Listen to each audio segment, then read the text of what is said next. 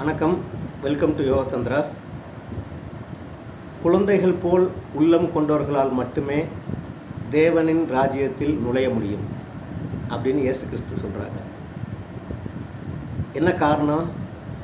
குழந்தைகள் தான் எப்போதும் சந்தோஷத்தோடையும் மன மகிழ்ச்சியோடையும் இருப்பாங்க, ஒரு பரவச நிலையிலே இருப்பாங்க. காரணம் என்ன அப்படின்னு கேட்டிங்கன்னா, அவங்க எதையும் பிரித்து பார்க்குறதில்ல. இது நல்லது, இது கெட்டது, இது உயர்ந்தது, இது தாழ்ந்தது அப்படின்னு பிரித்து பார்க்குறதில்ல. எதையுமே கொண்டாட்டமாகவே பார்ப்பாங்க குழந்தைகள், இல்லைங்களா? இப்போ நம்ம வளர்ந்து பெரிய ஆள் ஆகிறோம்னு வைங்க, ஒரு பொருள் வாங்கினா சந்தோஷம் அப்படின்னு நினைப்போம். இப்போ உதாரணத்துக்கு என்ன மாதிரி ஒரு குண்டாக இருக்கிற ஆள் என்னென்ன இப்போ வெளியே போய் வாக்கிங் போகிறதுக்கு சங்கடப்பட்டுக்கிட்டு ஒரு ட்ரெட்மில் வாங்கினா நான் மகிழ்ச்சியாக இருப்பேன் அப்படின்னு நினைப்பார். ட்ரெட்மில்லும் வாங்கிடுவார், ஒரு லோனை போட்டு ட்ரெட்மில்லும் வாங்கிடுவார். வாங்கி வீட்டில் ஒரு வாரம் 10 நாள் 1 மாதம் ஓடுவார். அப்புறம் பார்த்திங்கன்னு வச்சுங்களேன், அது மூளையில் வந்து ஜட்டி பண்ணி காய போகிறதுக்கு தான் இருக்கும். நம்ம இதை பொதுவாக பார்த்துருப்போம். அப்போ பொருள்னால் மகிழ்ச்சி வருமா அப்படின்னு கேட்டிங்கன்னா கண்டிப்பாக வராது. இது எல்லாருக்கும் தெரிஞ்சது தான். சரி, அப்போ ஒரு செயல்னால் நமக்கு ஒரு மகிழ்ச்சி கிடைக்குமா அப்படின்னு கேட்டோம்னால் கண்டிப்பாக இருக்காது. உதாரணத்துக்கு பார்த்திங்கன்னா, ஒருத்தன் திருமணம் செஞ்சால் நான் மகிழ்ச்சியாக இருப்பேன் அப்படின்மா. சரி, லவ் பண்ணியோ இல்லை அரேஞ்ச் மேரேஜ் பண்ணியோ கல்யாணம் பண்ணி வச்சிடுறாங்க.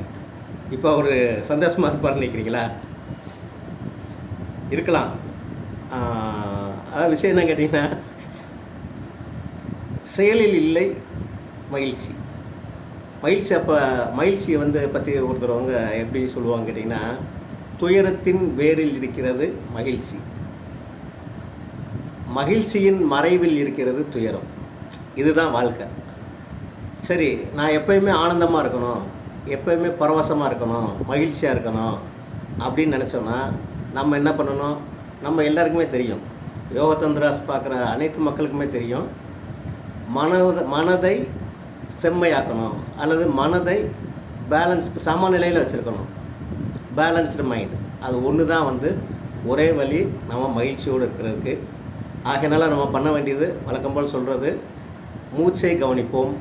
மூச்சை கவனித்தோம்னா நம்ம நினச்சதை கண்டிப்பாக சாதிக்க முடியும், மன மகிழ்ச்சியோடு இருக்க முடியும். நன்றி அன்புகளே, நன்றி.